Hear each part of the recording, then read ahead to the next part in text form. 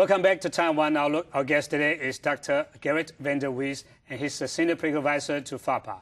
Gerrit, we've been talking about the general U.S.-Taiwan relationship, and he criticized the so-called one-China policy upheld by the U.S. government.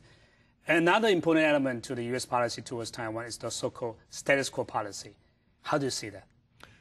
Well, the status quo is, in a sense, I would say, fiction in the head of a number of people. They basically use this concept to urge both sides, both China and Taiwan, not to make drastic moves in one direction or the other. They don't want Taiwan to make drastic moves, as they see it, in the direction of independence. They don't want China to make drastic moves in militarily threatening Taiwan. So they use it as a two-edged sword. And to some extent that has worked in the early period. But we believe that now it is really, again, outdated because China is changing the status quo by the mere fact that it is growing so fast. So the balance between China and Taiwan is becoming more and more out of whack. China is also increasing its military power, and the Department of Defense has issued several reports over the past few years saying that this increase in military power is changing the status quo. Deputy Secretary of Defense, Mr. Peter Rodman, said this literally about a year ago. He said China's increase in the number of missiles opposite Taiwan is changing the status quo, and we don't like it. So that is something that the Americans are very much concerned about vis-a-vis China, but of course, as we have also found out, vis-a-vis Taiwan. But as you mentioned that the U.S. is trying to take a more balanced position and try to balance one against each other.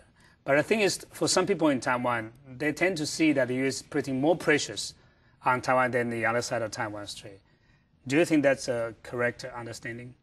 And that is also our perception. We do feel that the U.S. has been coming down hard on Taiwan much more than it has been coming down hard on China. Why is that, if that's the case? Well, on the one hand, China is big, Taiwan is small, so therefore it's easier to whack Taiwan over the head than to whack China over the head.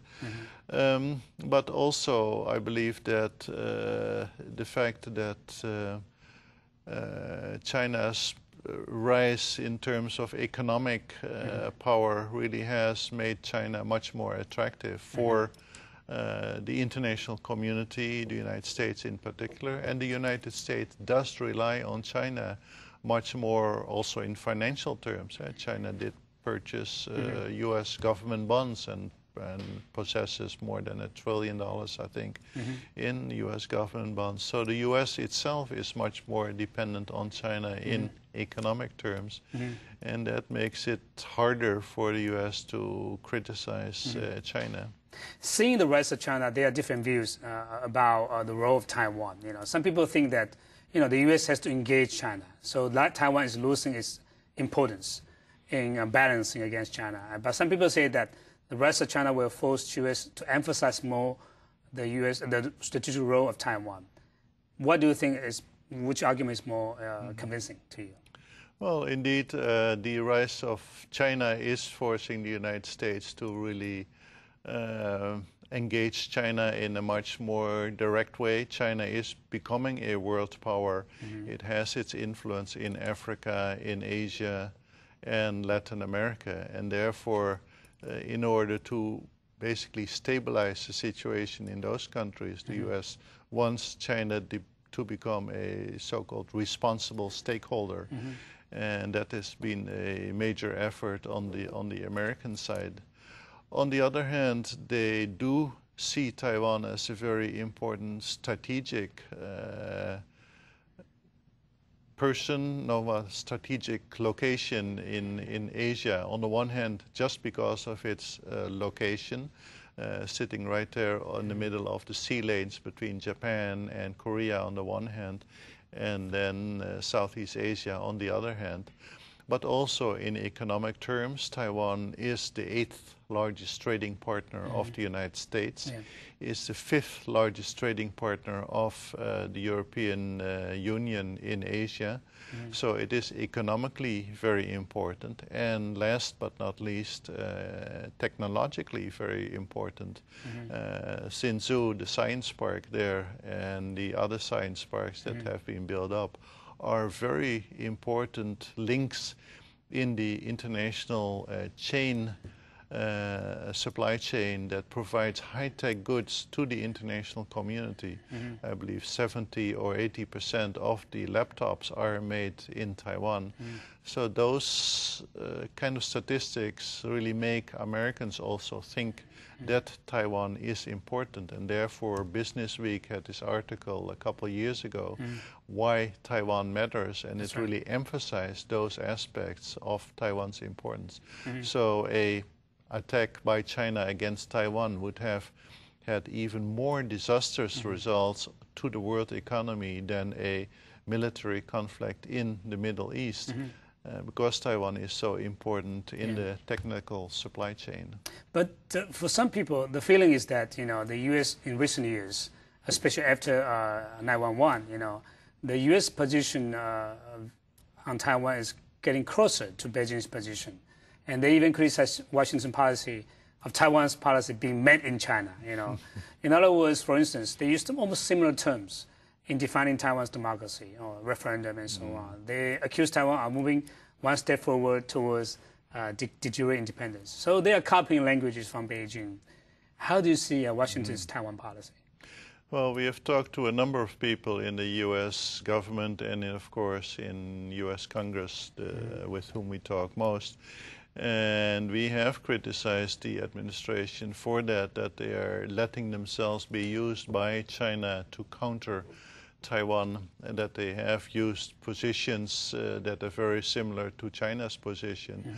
The response you do get from people in the administration, like Tom Christensen, he says, no, we are looking at the American interest, we are looking at our American position and how that is affected by both sides. We are, of course, taking China's position into consideration, but it is not our position. They do distinguish themselves very much from China's position. They do emphasize that they like Taiwan's democracy, that they support Taiwan's democracy, and that is really of preeminent importance in U.S. policy. But at the same time, as I indicated earlier, realpolitik really dictates that they give a lot of weight to what China is saying and what China is doing. They really want to avoid a conflict in the Taiwan Strait, and they say that their actions are mainly geared to doing that. Even the statements made recently criticizing the UN referendum, basically they say we are making those statements to keep China quiet. But for some people, there are more and more groups or individuals speaking on behalf of Beijing for a variety of reasons. For some people, for some companies, they are looking for markets in China and so on. Do you see there are increasing influence of China's influence in Washington, in the U.S.?